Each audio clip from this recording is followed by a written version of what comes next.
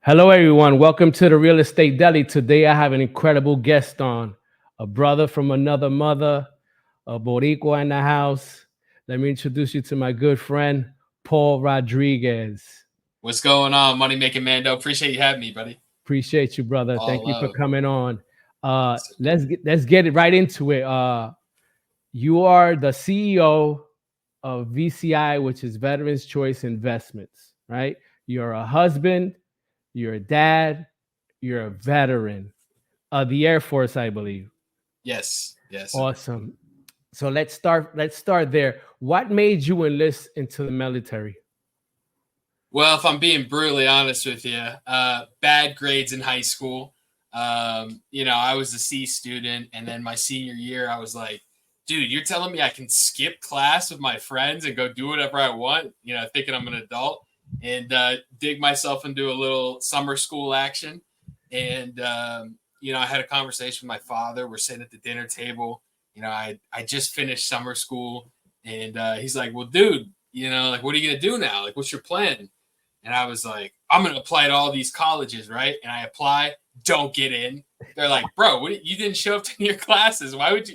Like, no, absolutely, you're not coming here. And so my dad was like, well, the way I see it, either you get a job and you work for the rest of your life, or you go into the military and see if you can hack it. And I was like, I don't know, maybe, right? And then Yeah. we went to the recruiter, and he was like, I'm glad you came to me and not, the Army or the Marines. You made the right choice. And I Yeah. was like, okay. So he's like, Air Force, I think, is probably the best move for you. You could probably squeak in, if you're pretty good at the aptitude test. And 2016 I entered, and I did 6 years, Wow. and best decision I ever made, 100%. Wow. So Yeah, you got in 16 and you were out in 22, I'm assuming. yeah, So yeah, man. Air Force you do 6 years or you re-enlisted? So originally I went in 4 years, and I should have just signed up for the six to begin with, because when you sign up for six, or at least when I came in, they'd give you rank faster. So you get two stripes, like, basically out of the gate, when you're first starting. But I was very hard headed and stubborn. I was like, I'm only doing 4 years and I'm getting out. So I didn't get the extra rank, and it ended up not mattering. But it was just funny because you think life has a path for you. And then I was like a year and a half from getting out, and I get I get an email on my phone. I'm playing Xbox with my friends, and it's like, congratulations, you've been selected. And I was like, for what? What are you talking about? And so I saw it was the government email. It said, like, the Department of Defense or whatever. Yeah. And I was like, oh crap. So I drove all the way to base. It's like 10:30, 11 o'clock at night. I get in my little stick shift car, my little Ford Focus, and I fly on over to base. I plug my little smart card into the thing, and it was like, congratulations, you're going to Italy. And I was like, no way, dude, like, Wow. no shot. So I ended up doing 3 years over there, and ultimately extended my contract by about a year, 2 years. And then I got married. I met my wife over there, and we were supposed to go, man, we were supposed to go to Korea for a year. She was supposed to go to Seoul, and I was supposed to go right out, like, 3 hours outside of Seoul. And we were going to do a year apart in Korea and then meet each other in Japan. We were trying to go to Tokyo. And because COVID hit, like, right in the middle, all of our household goods have been taken. So, like, they packed up all of our couches. Like, we're sleeping on an air mattress, like, You're and squatting. yeah, bro. And they're like, hey, by the way, big dog, you're not going to Korea. You're actually going to Missouri. And we were like, Oh. Missouri? What are you talking? Like, what is this? Yeah. And it ended up, it was actually the best decision ever. It was the best thing that didn't happen to me ever. Um, dude, so we get to Missouri, and I'm mad, right? Like, I'm like super salty about it, because I was like, it was always my dream to go to Japan. It was my wife's dream. Like, and Your expectations were dampened. Were yeah, dampened. man, Yeah. I was like, yeah, like, I was just frustrated. And I didn't understand at the time that, like, sometimes it's just bigger than you. Like, sometimes things happen for a reason. And so it was funny. It was like my second day. I like at the base of Missouri, you have to get like a certain authorization to work there, and then once you get it, you have to go in this area. It's like you're not allowed to bring your phone and all this stuff. And so I'm like, oh my god, it's such a hassle. You know what I mean? Like it's such a pain in the neck. And then I get in there, and the first person that I meet is now my general manager in the business. His name is Wow. Bakari E. Banks. Awesome. He's running the show, dude. He was a two-striper at the time, and typically it's a three-stripe responsibility to run 3 or 4, and he was a two-stripe running the whole thing. Wow. And so I just like kind of sat back and I'm like, I need to talk to this guy. And so yeah, so anyway, I know that was super long. I'm sorry for getting a little off track, but No, that's what we want to hear. that's what happened, man. Sometimes like you think life's going to go one way, and then all of a sudden you meet somebody that has the map to your treasure, so to speak. I always say this: life happens while you plan it. You never Ace. know, right? You never know where it's gonna go. Now let's transition out to your civilian life. What skills that you learned being in the military did transitions into your everyday life and then into your business? Because I'm Ooh, sure you good learned a lot question. of stuff, right? You grew Yeah. up, let's say, right? Yeah. I would say, honestly, just learn how to talk to everybody. Like, dude, I felt like when I was in high school, um, I obviously like, I made really good friends with one or two kinds of people. And then every other kind of person, I didn't really know how to talk to them. Right. Like, you got like the preppy kind of person, right? And they're they're affluent, they come from money, struggle has really never been part of their life. And like that was a person that I didn't know how to talk to very well because that wasn't a situation that I was familiar with.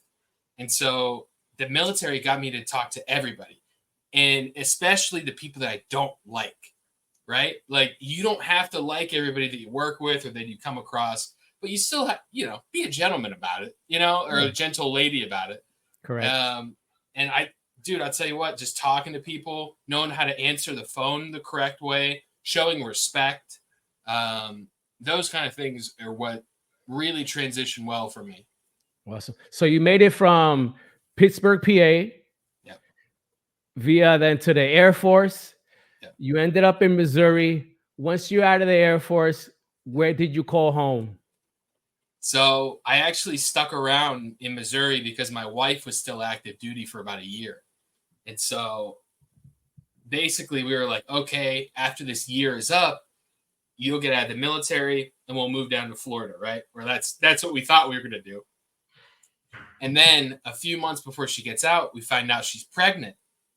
And we're like, well, I think a higher power is maybe telling us that maybe we need to just slow our roll a little bit and see where this goes. And then, yeah, we had my daughter, my little baby daughter Mila. She's 5 months now. We're about to be here soon in about a week. And yeah, we had my daughter, man. It was incredible. And then my wife separated at the end of June, and we sold our house, and now we live in Tampa, Florida. Just got down here this month, so super excited about it. Yeah. Congratulations on the move. I Thank you. knew that you were very excited for that. In regards to growing your business out, just being in proximity with people that you can connect with. So I know this new home is gonna be an incredible journey for you and your family. All your goals are gonna be met here, I believe. Right? This is the kind Amen. of the center of your world now, right? And you have a new family kicking off. So you probably in the best place in your life, I would say, right now, at this moment, with a new baby and a wife. All things are rolling now, right? So they're rolling for you. You now let's get into your business. What I always say, you have to have a certain type of mindset and a courage to embark into a business, creating an opportunity of business, right? Because you're stepping into the unknown, right? And there's so many fears, so many apprehensions that you be like, what do I do? What's going to happen, right? Yeah. What was that? What was that drive in you that said, you know what, this is what I want to do, and then I want to execute it, right? Then apply it. That's something, right? Man, I would say honestly, it's two things. it was how I was raised. Like when I wanted to quit something, my parents would say, "No, you're gonna finish it, and then when you're done, we're gonna sit down and we're gonna talk about how it made you feel, what it was like, the lessons you learned from it." And what that taught me was perspective. I didn't know what it was at the time, but it was perspective. That's And awesome. so, yeah, I grew up with my father investing in real estate. He had 50 doors throughout COVID, or excuse Awesome. me, 50 doors when I was growing up. And then the recession, 07, 08 happens. And then, ultimately we lose everything. And it was like, well, I always had that idea in my head that, like, what if I was like my dad, right? But like maybe the universe spares me this time instead of losing everything in a financial crisis. Maybe I could provide a life for my family, and so those seeds were planted very early for me, and I got to give it credit where credit's due, man. I'm only here because of Mike Oakes, my partner. Um, No way. he Yeah, so I'm about to get out of the military, and I call him, and I'm like, "All right, dude, like, I saw this video of some guy, and he's talking about wholesaling real estate. I saw it on an Instagram ad while I'm sitting on the toilet, and ends up being Jamil Damji, and he's talking about astro flipping and doing all the Shout out amazing things. Jamil. And shout out Jamil Damji, and so I was like, "What do you know about this, man? Like, what's your take on this?" And Mike was an agent at the time working for Berkshire Hathaway up in Pittsburgh. And it's during COVID. And he's like, "Well, I've been having a lot of downtime. They're not really letting us show houses right now. Let me talk to my broker and I'll find out more about this wholesaling stuff other than like the surface level knowledge, so to speak." And he hit me up and I was like, "Okay, well, I know from my childhood you can make a ton of money in real estate.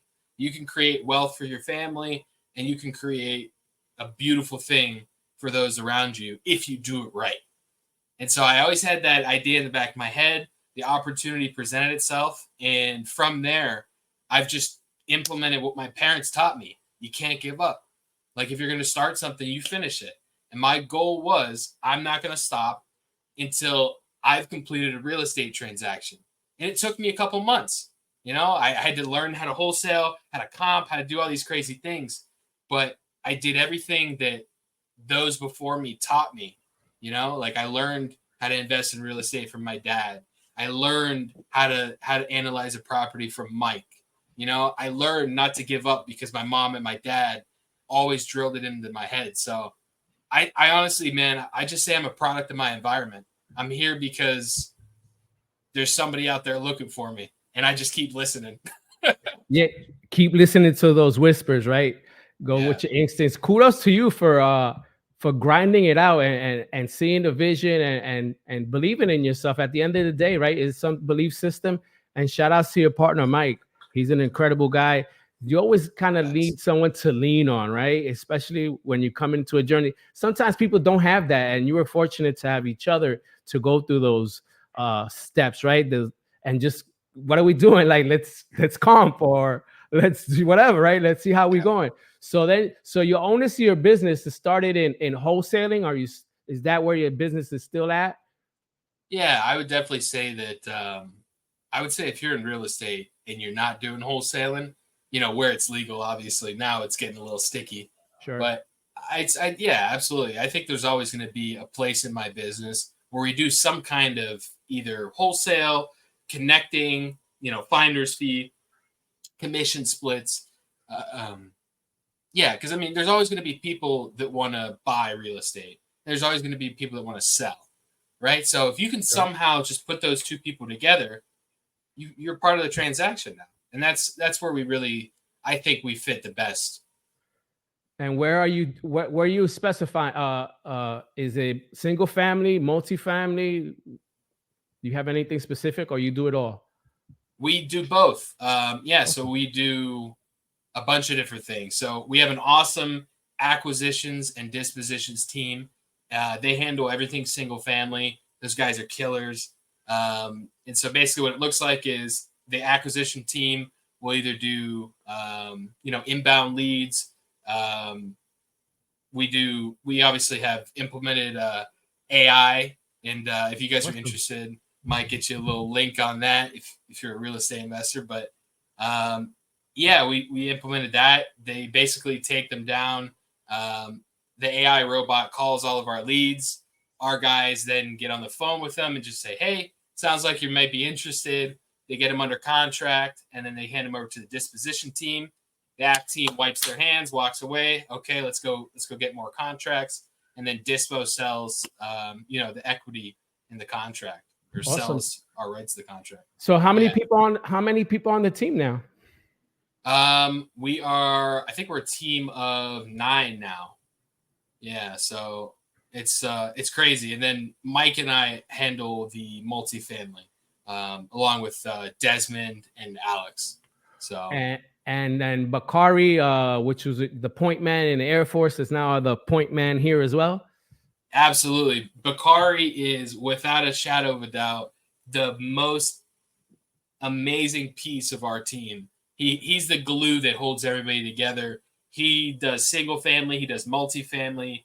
This guy is a killer on acquisitions. He's nasty on dispo. He can sell anything.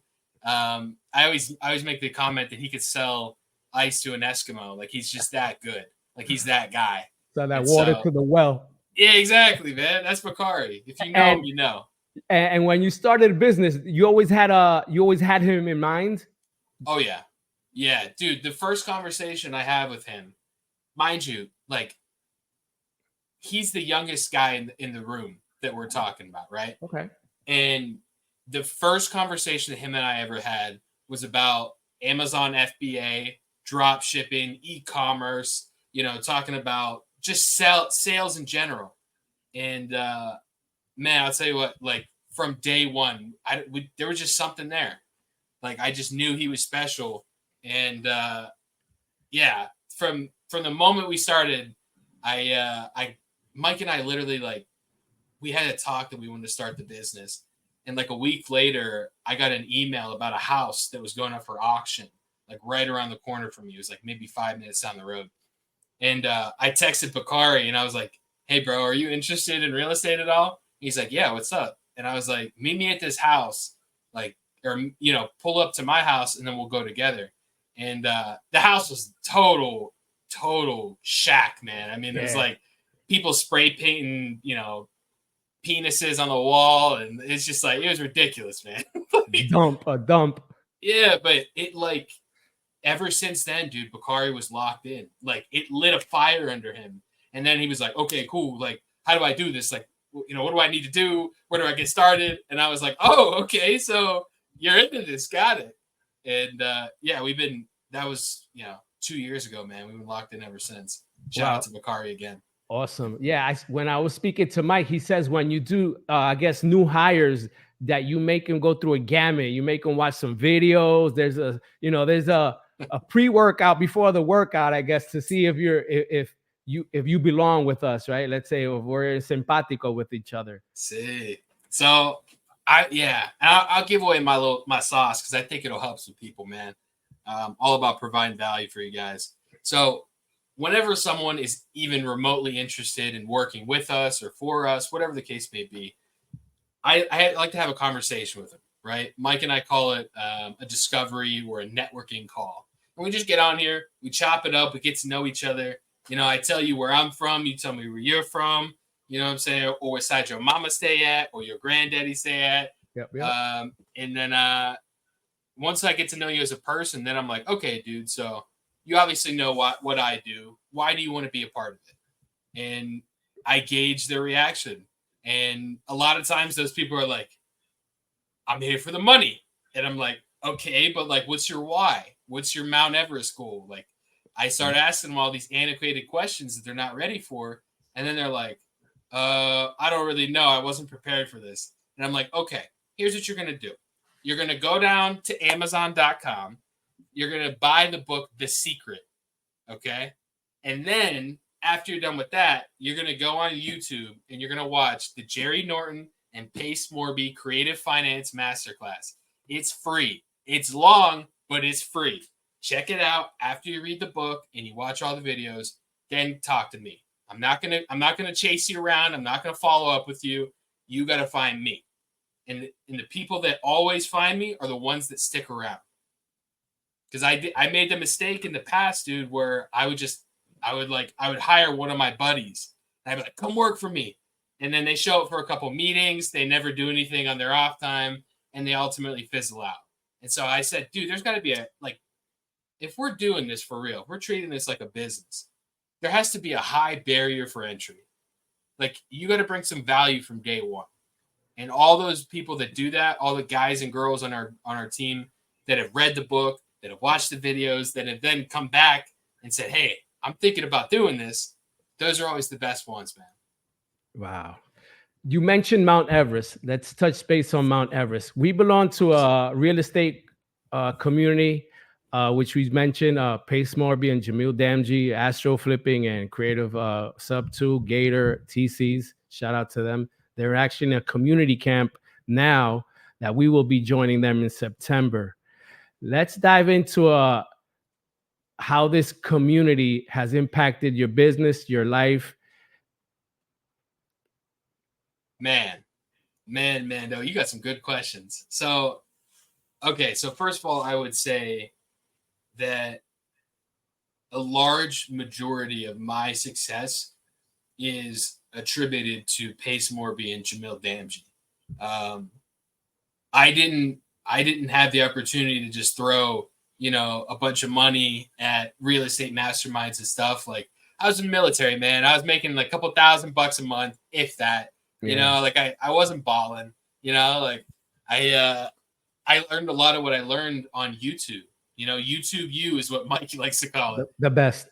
Yeah, and so anyway, I went through this process of like trying to learn everything on YouTube the hard way, and eventually I got to a point where I was like, okay, I think I know what I'm doing. Let me just keep putting myself in the right rooms. I'll just keep learning stuff, and then eventually I'll be able to essentially like run on my own, right? Right now I got the training wheels on, and Dad's pushing me from behind, but eventually I'm going to ride the bike on my own. That's right. And so, yeah, I would say, dude, the biggest hack for real estate in being successful is just getting in the right room, right? Like, so for us, that room was Squat Up Summit. All right. That's right. This April, yep. We flew down to Orlando, and the first thing that I really liked about Squat Up Summit is that you had to pay to get in, right? Like you had to put up $1,000 to get in. That's right. And that filters out a lot of the non-action takers. Yep. A lot of the people that say, oh, dude, I'm here, I'm here to do this. And then it's time to put up some bread. You got to pay what you weigh. Yeah, they're non-existent. They go ghost. So, yeah, it was awesome, man. We met so many amazing people. And we didn't even meet there. That's to tell you how many people were there. Like 3,000 people, right? And and it was 4 or 5 days, and we didn't have. I didn't meet none of the fellas that we call now the owners roundtable, the A team. I met none of you guys there, right? That's how many people were there. Yeah. So dude, I'll tell you what, we get down there and we're talking to everybody, and it just seemed like it was a good community. Like, it was good vibes everywhere you went. Yeah. Like, I feel like a lot of times in this business, when you talk to somebody, you can just tell right from the get-go that they're all about themselves. They're selfish. They don't want to help anybody. All they want to do is keep all the profits to themselves, and they guard all their secrets. Yeah. And in this community, it's the exact opposite. Like, I was asking people questions on how they underrate or how they evaluate properties, and they were just giving me like a year or a lifetime's worth of knowledge in like 5 minutes. And then I just skipped all the mistakes that they made. And so I was able to do that for everybody. Like, I would give them something, they would give me something, and we both walk away super satisfied. Absolutely. And so, yeah, we just compounded on that. They made an offer during it. They were like, who wants to take this to, the next level? And Mike literally halfway through that speech was like, I'm standing up right now. I'm going to the back room. Follow me. And we just get up and that was an awesome moment, because at the end of the last day, I believe Cody Sanchez was there. Shout out to her. Pace took note, and he wrote owners or ownership on a piece, I guess on his notepad. He was setting the table to what was coming. And then he made the offer for a niche community inside the community, inside the community. And I say to myself, this man created this vision. Now he has another vision, and now he wants to execute it. So when he said, listen, guys, I'm offering this community now, the owners club, right? And he had his expectations, and hey guys, you can sign up in the back. Like you said, Mike jumped up and said, I'm back there. I was sitting towards the back, so I was quick to the table. And to tell you that there was more people in the back than they were sitting on their seats. That's how many people signed up for it. So I was telling Mike, I could imagine Pace had his expectations of what was going to happen. I'm sure it exceeded the expectations. And I know it did, because when you sign up, they would give you a box, a little gift box. And they ran out of boxes, right? To tell you how many people were excited to join. So then we joined another niche community that we held an event about a month ago in Scottsdale, Arizona, which was a 5-day event for a group of 400, maybe a little over 400. And this was our inaugural meetup for this specific group. Take it from there, brother. Wow. Arizona provided so much value, I feel like, for all of us. Like, Incredible. I don't know about you, but like, incredible. Yeah, dude, I was just blown away. Yeah, so as you already laid the groundwork for me on this one, I'm gonna make it easy on me. Yeah, it's a bunch of great people, like great group of guys and gals, and we all got together. We just talked shop. We talked about family. We talked about social media. You know how important your presence is, and getting your name out there. That's why we're here now. Yeah, exactly. And then I mean, dude, Jamil was offering so much value with mindset. Absolutely. And just changing the way that you think about things. Like, very I know important. for me, I was a very negative person for one reason or another. At the end of the day, I assume responsibility for that. I was just a negative guy for whatever reason. Yeah. And I didn't realize that until I joined this community. Like, what you say and how you are is how your life turns out to be. So even when life's punching you in the gut, just put on a smile. Just rock through it all. Yeah, you got to know how to navigate even your own emotions. What I've noticed, a lot of these meetups and seminars, about 30-40%, they focus on mindset because it's so important. It's so important, right? You could take somebody who's been homeless all their life, right? And you put them up in a mansion. You think their life is going to be okay, right? Because now they have their security. They still have things to work out in their head, right? They just came from an unfortunate situation. Now, from rags to riches, it's a process. You have to be, your mind has to be ready for that journey. And a lot of that that Jamil imparted in us was that mindset, right? However, overcome, right? Marcus Leonis was there. He was incredible as well, right? Just that shift, right? They were just honing us in and sharpening that sword. So I'm super grateful for that, because sometimes you think you might know it all. Sometimes I'm like that. And I know to, as you said, take notice of yourself and be like, no, I don't, right? Let me sit back and enjoy the ride, right? And it was an incredible experience. You had to be there. Yeah. Right. So now let's get into some Deli time, right? Let's talk about where your business is now and why you want to take your business. And we also mentioned the Mount Everest. Mount Everest is something that was presented to us as our biggest goal, right? What do we want to accomplish in this real estate space, right? So what's our highest high, right? And then how we're going to knock it down. Can you tell us about that? Your Mount Everest and how you're accomplishing it? I'd be honored to. Our Mount Everest goal is to stop 42,000 people from going into pre-foreclosure and providing affordable housing through multifamily. We're big proponents of veterans. Our company is called Veterans Choice Investments, and we primarily hire veterans of every branch. And I can sit up here and tell you that I something cliche, like I just want to help people. And it's the truth, but more than that, I want to help veterans, right? So I just want to do everything that I can to make sure that our vets are taken care of. It's unfortunate, but it's like, I think the rate right now is somewhere around 22 veterans, commit suicide every day. Yep. Every day. It's And crazy. the sad part about it is a lot of those are financially driven. Like guys get into a divorce and, now they got to pay all this money and now they're homeless, and then boom, life happens really fast. And so if we're able to teach and educate the veteran community on how you can make so much amazing changes in your life through real estate, and it all starts with your mindset.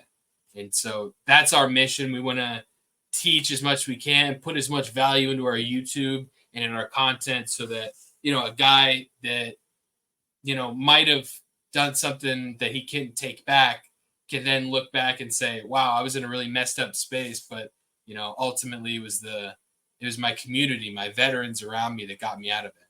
So, yeah. Well, that's awesome. Speaking of which, any veteran ever needs anything, DM me. My Instagram's right here at VCI_Paul.